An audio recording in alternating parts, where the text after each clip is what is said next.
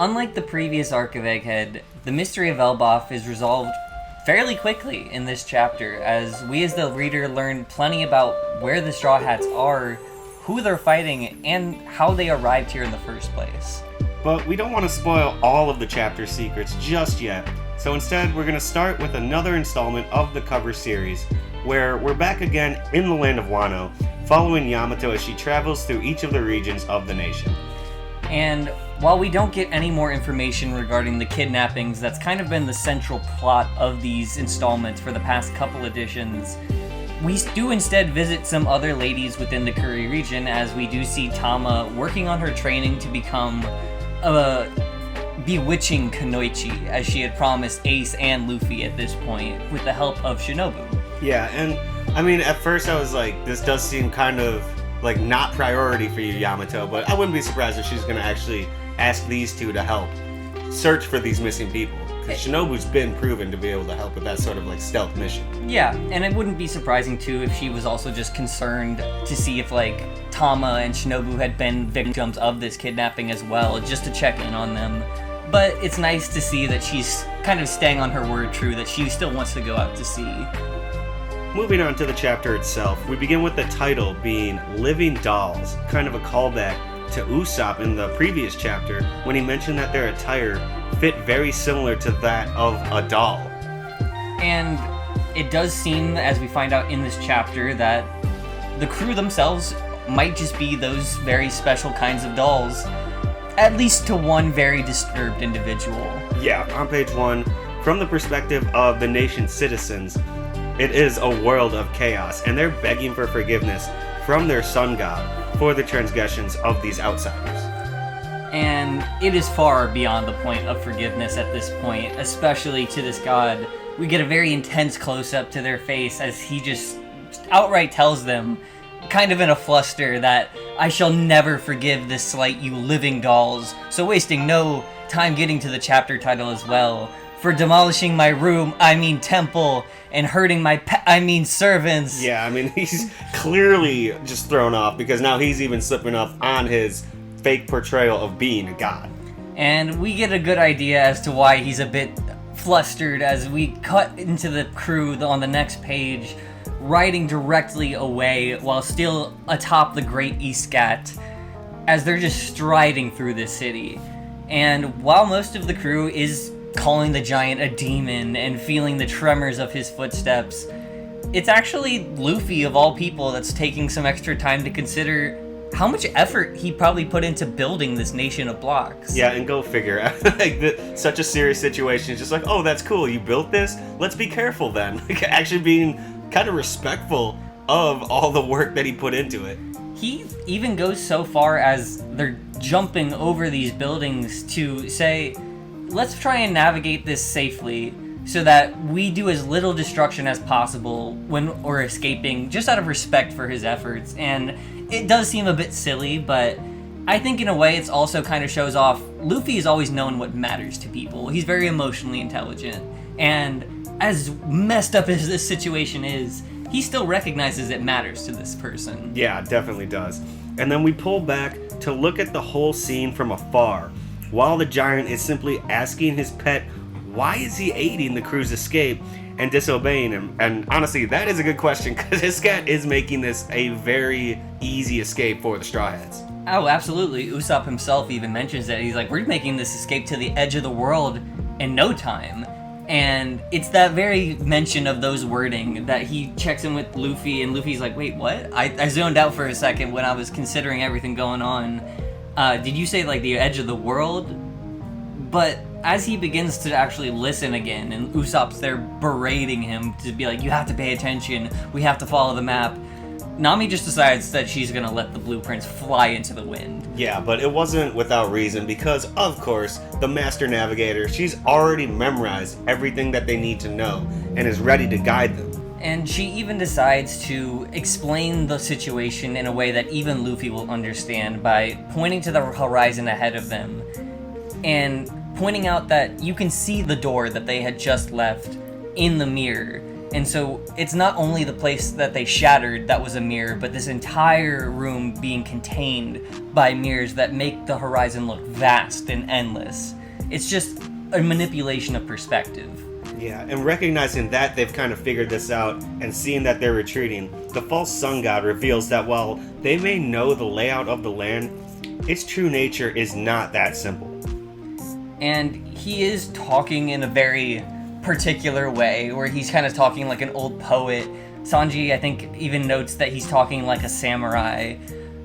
But he seems very cocky. He continues to speak this way, and he reveals that the true nature of his sun staff he's been carrying with him is also just a giant net, while, again, hyping up what he knows that they don't know, that this is a detainment unit meant to hold giants, not just his living dolls for his own purposes.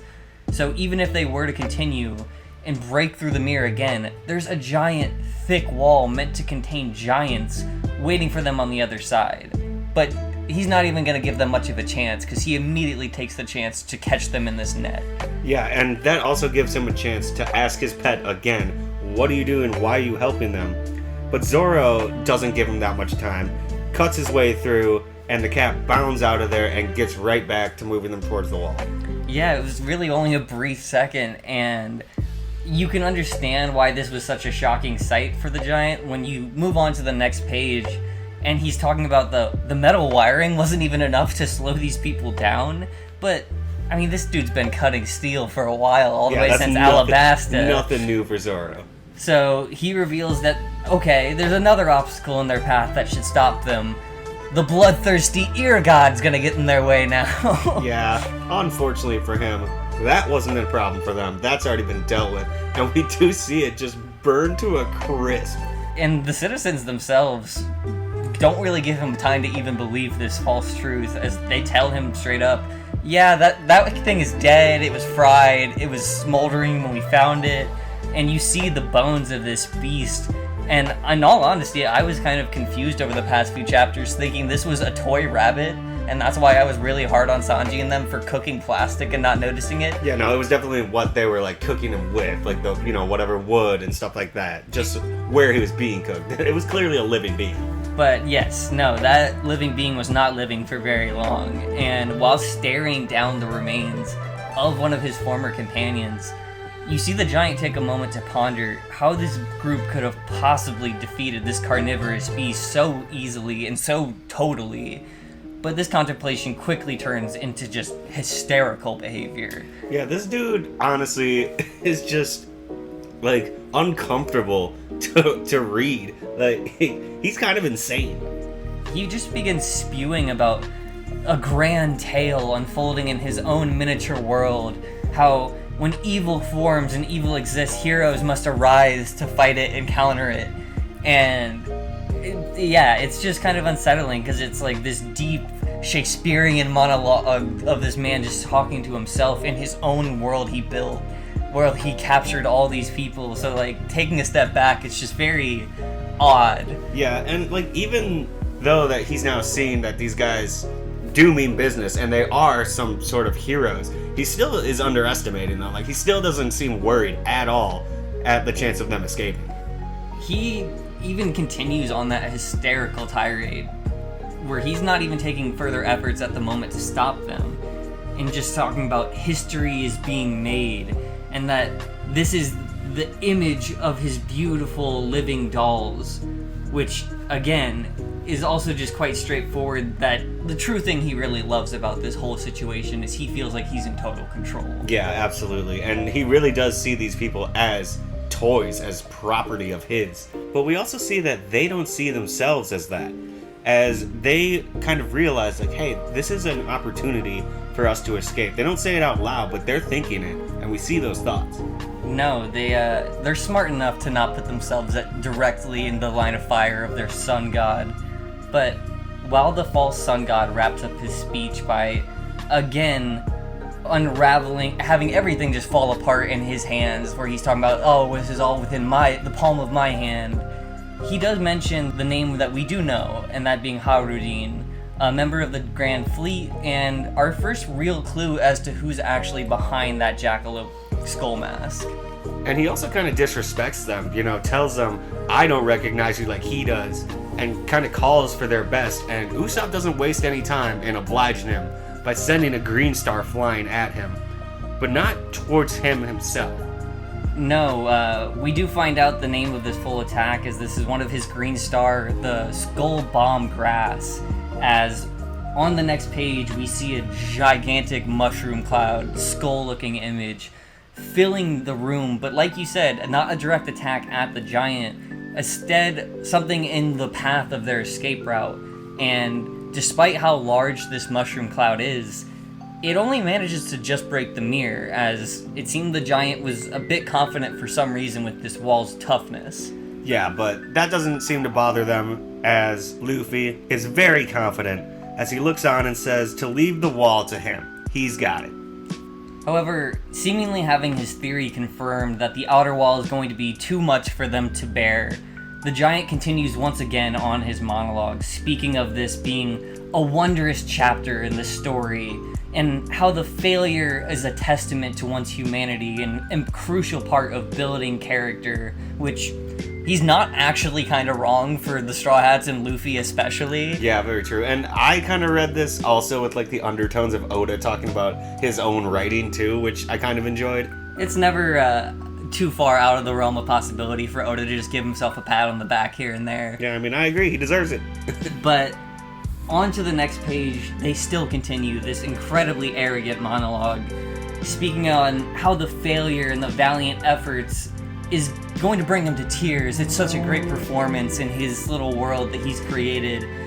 But then he continues to get a little bit too specific, and he starts calling them by name. Luffy Tasso, Zoro Tasso, Nami Tasso. Yeah, and that surprised, I mean, for sure me and most of the Straw Hats. But Luffy is still giving this whole speech very little thought, as he's basically just preparing to punch through that wall with the help of some Gear 4 action.